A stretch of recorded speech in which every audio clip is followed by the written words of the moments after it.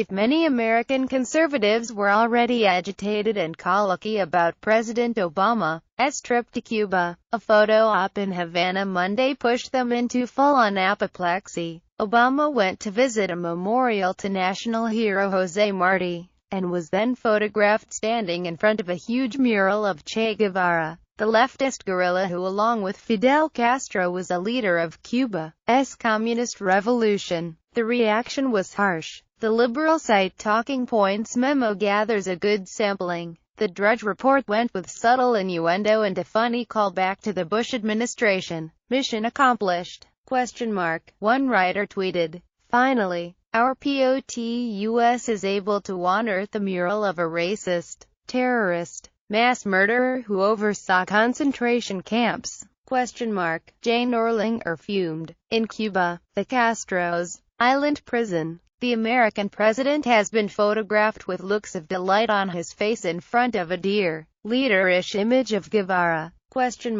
He doesn't look all that happy to me, but your mileage may vary. One of the more interesting reactions came from former House Speaker and presidential candidate, Newt Gingrich. Obama's standing in front of Che Guevara giant mural deliberate endorsement of communist, revolutionary or bad staffing? I bet deliberate. Newt Gingrich. At Newt Gingrich, March 21, 2016 Was it bad advance work by presidential staff? Perhaps. Though this being Cuba, it might be difficult to avoid being photographed with icons of Marxist repression, starting with President Raul Castro, with whom Obama gave a brief shared press conference on Monday. As Peter Ubertaccio O'Reilly noted on Twitter, Republican presidents Ronald Reagan and George H.W. Bush were also photographed with portraits of iconic brutal communists. We simply cannot have a U.S. president appear in a communist country in front of image of a murderous revolutionary pic. Twitter.com 0EOJDNVRMG.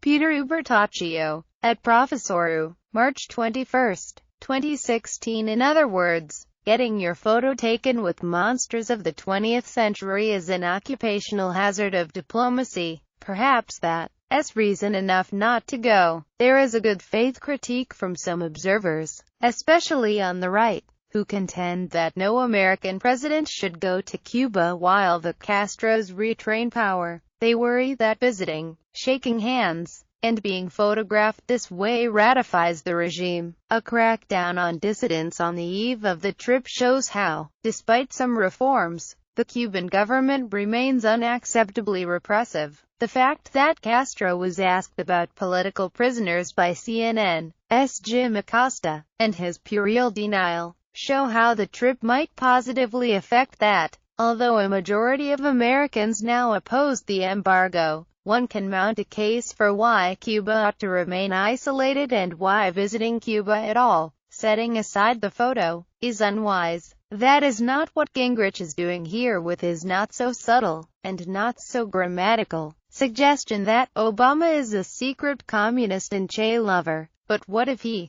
right? What if this isn't just a product of being in Cuba?